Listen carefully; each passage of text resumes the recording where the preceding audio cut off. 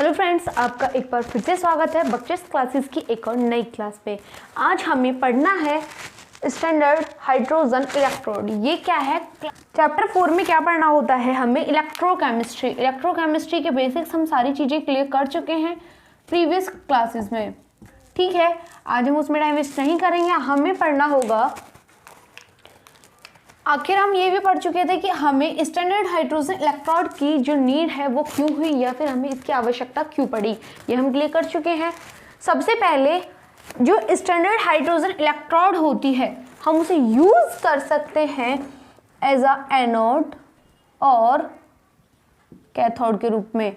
यानी कि हमें क्या पता चला, हम SHE को एनोड और कैथोड दोनों की तरीके से यूज़ कर सकते हैं। ऐसा क्यों हुआ? क्योंकि जो हाइड्रोजन है, हाइड्रोजन के पास कितने होते हैं? एक इलेक्ट्रॉन होता है, ये बात आपको पता है। ये इलेक्ट्रॉन त्याग भी सकता है और इलेक्ट्रॉन ग्रहण भी कर सकता है या नहीं? इलेक्ट्रॉन त्याग भी सकता है, इलेक्ट्रॉन ग्रहण भी कर सकता है। इसलिए हम क्या कर सकते हैं, इसको एनोड और कैथोड के रूप में यूज़ कर सकते हैं। इतनी बात समझ में आई? ओके, सबसे पहले हमें देखना है कि जब हम एनोड के रूप में इसे यूज़ करते हैं तो कैसे वर्क करता है। ये सारी चीज़ें देखो, जब हमने इसे एनोड के रूप में लिया सबसे पहले तो ये क्या होता है, हमारा PT वायर होता है। PT वायर होता है ये। जब ये PT वायर होता है, इस पर हाइड्रोजन गैस की बमबारी की जाती है, फिर हाइड्रोजन गैस पे लगाई जाती है। इस तरीके से हम इसका एनोड बनाते हैं। ठीक है, एनोड बनाया। दूसरी तरफ में हमने क्या लिया है? Cu लिया है। क्या लिया है? Cu लिया है। सबसे पहले हमने यहाँ पे Cu इसलिए लिया है क्योंकि जो हाइड्रोजन है और जो Cu है इसकी इलेक्ट्रॉन को ग्रहण करने की क्षमता अधिक है। यानी कि ये क्या कर सकता है? इलेक्ट्रॉन ले सकता है। जबकि जो हाइड्रोजन है यहाँ पे ये इलेक्ट्रॉन्स को त्याग सकता है। इतनी बात समझ में आई? इसलिए हमने यहाँ पे Cu लिया है। क्यों? क्योंकि हमें यहाँ पे क्या कराना है? रिडक्शन कराना है। रिडक्शन का मतलब क्या होता है? अपचयन कराना है।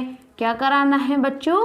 अपचयन हमें यहाँ पे कराना है। क्लियर?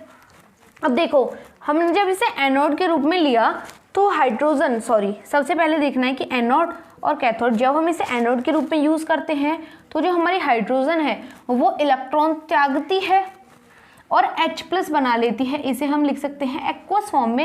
ये गैस फॉर्म में होती है, ये इलेक्ट्रॉन्स को त्यागती है और एक्वस फॉर्म में H+ बना लेती है।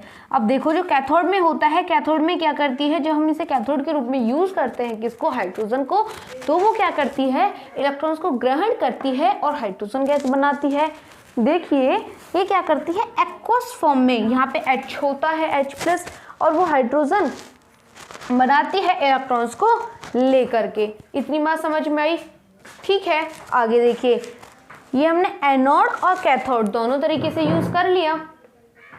एनोड और कैथोड दोनों तरीके से यूज़ कर लिया। अब देखो, हमें यहाँ पे क्या पढ़ना है? एनोड के रूप में जब हमने इसे यूज़ किया, जब हमने इसे एनोड के रूप में यूज़ किया तो कैथोड के रूप में हमने क्या लिया? Cu लिया। क्या लिया? Cu लिया। आपको पता है कि जब हाइड्रोजन यहाँ से इलेक्ट्रॉन्स को क्या कर रहा है? त्याग रहा है। क्या कर रहा है? त्याग रहा है। जब यहाँ पे हाइड्रोजन इलेक्ट्रॉन्स को त्यागेगा तो कोई ग्रहण भी करेगा, तो कोई ग्रहण भी करेगा। ग्रहण कौन करता है? यहाँ पे जो हमारा Cu है, Cu क्या करता है? Cu को ग्रहण कर लेता है। Cu क्या करेगा? इलेक्ट्रॉन्स को ग्रहण कर लेगा। ये एक्वस फॉर्म में है और एक्वस फॉर्म से क्या बना लेगा?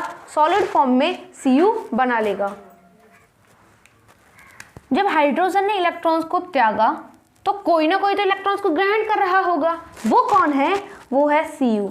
Cu क्या कर रहा है? Cu 2+ के रूप में हमें यहाँ पे Cu मिल रहा है जो कि एक्वस फॉर्म में, यानी कि इसके अंदर है। इसने इलेक्ट्रॉन्स को ग्रहण करके क्या बना लिया? Cu बना लिया, जो कि क्या है? सॉलिड फॉर्म में है। क्या है? सॉलिड फॉर्म में है। इतनी बात समझ में आई? इनकी एनोड की रिएक्शन क्या होंगी, कैथोड की रिएक्शन क्या होगी? कैथोड की रिएक्शन क्या है?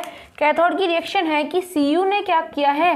2+ के रूप में है, जिसने इलेक्ट्रॉन्स को लेकर के Cu सॉलिड फॉर्म बना लिया है। ये है हमारी कैथोड की रिएक्शन और ये है हमारी एनोड की रिएक्शन। इतनी बात समझ में आई? अब देखो, जब हमने ये इतनी सारी इतना सारा कुछ क्यों किया? हमने किया कि हम क्या निकाल सकें? इनके मान निकाल सकें। क्या निकाल सकें? इनके मान निकाल सकें। किसके? विभव के। अब देखो ई सेल इक्वल टू क्या होता है? E reduction minus E cell, note लगा लीजिए, यानी कि मानक इलेक्ट्रोड सेल क्या होता है, सॉरी मानक इलेक्ट्रोड विभव क्या होता है? मानक इलेक्ट्रोड विभव क्या होता है? मानक इलेक्ट्रोड विभव होता है कि जब हम रिडक्शन में से ऑक्सीडेशन को घटा देते हैं तब हमें मिल जाता है ई नोट सेल। वो भी क्या? कब? मानक कंडीशंस पर। ठीक है, जब सबसे पहले ये है हमारा एक लिखने का तरीका।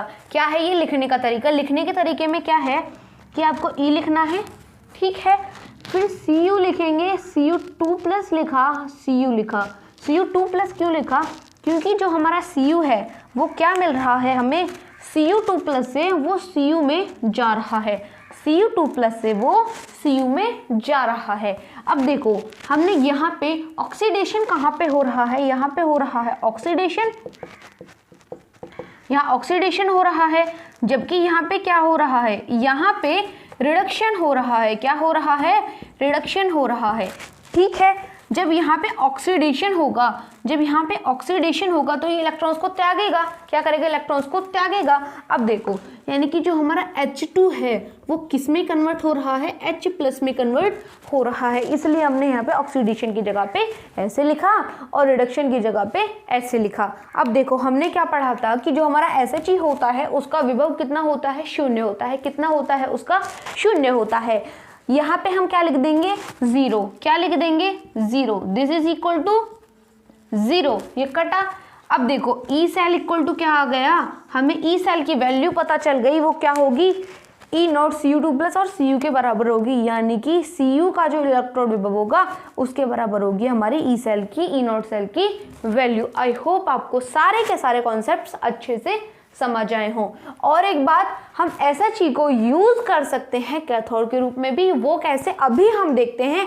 स्क्रीनशॉट लेना चाहे ले लीजिए, उसके बाद हम आगे चलते हैं। सबसे पहले हम देख चुके हैं एनोड के रूप में कैसे यूज होता है। अब हमें देखना है कि ये कैथोड के रूप में कैसे यूज होता है। अब देखिए, आप सबको कंफ्यूजन हो सकता है कि यहाँ पे ये कैथोड कैसे हो गया और ये एनोड कैसे हो गया। ठीक है, उस कंफ्यूजन को दूर करने के लिए हमने क्या किया है? सिंपल सा, आप इस फिगर को ऐसे नहीं बनाना चाहें मत बनाइए, आप इसे लिख सकते हैं कि इसे ऐसे लिखना है। कैसे लिखना है? इसे इस तरीके से लिखना है कि यानी कि जो हमारा ये वाला पोर्शन है उसे ऐसे बनाना है। यहाँ पे देखिए कि दोनों चीज़ें ठीक होंगी, लेकिन आप कंफ्यूजन से बचें इसलिए हम इसे ऐसे भी बता देते हैं कि आप इसे यूं बनाएं।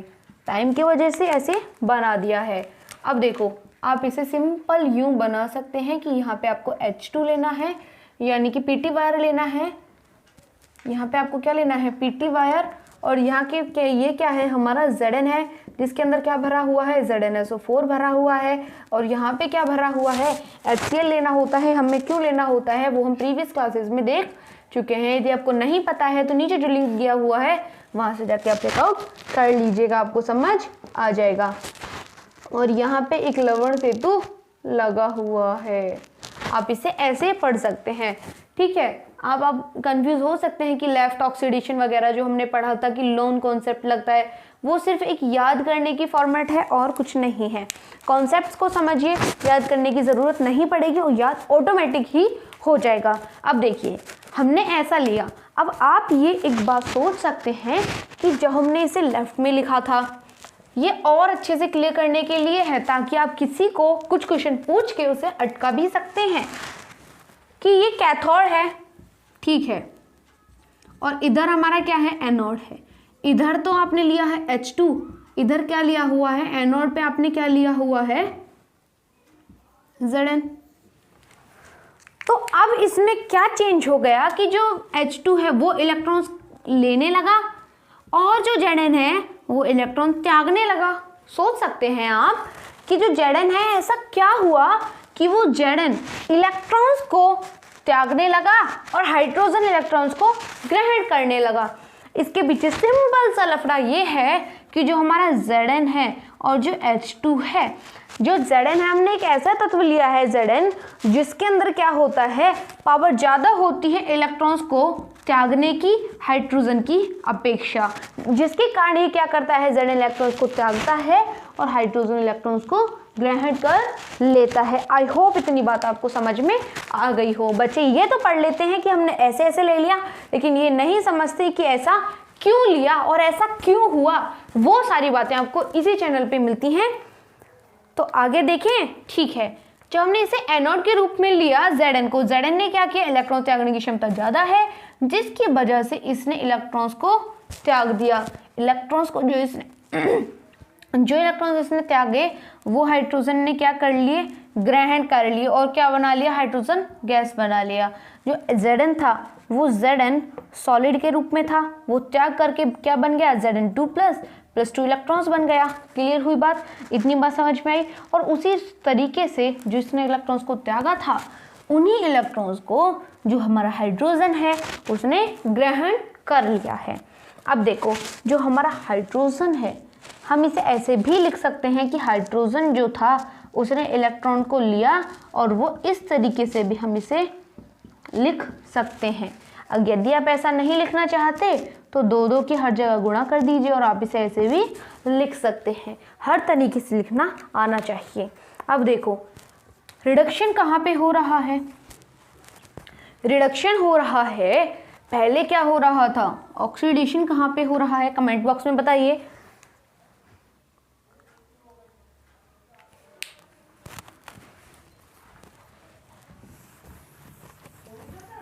अभी ना हुई,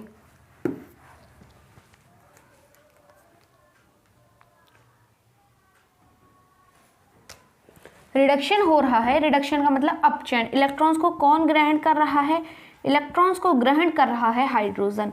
तो आप इसे कैसे लिखेंगे, अभी बताया था कि कैसे लिखना होता है, ध्यान से देखिएगा। जो हमारा H है वो H+ था, आप लिखेंगे H+ से क्या बन रहा है, हाइड्रोजन, आप लिखेंगे हाइड्रोजन। ठीक। अब देखो, ऑक्सीडेशन कहाँ पे हो रहा है, Zn पे हो रहा है। क्या लिखा हुआ है, Zn, क्या बन रहा है, Zn2+। कैसे लिखेंगे, Zn2+, Zn2+। देखो ये चीज क्या हो जाएगी, 0, और क्या बच जाएगा, ये।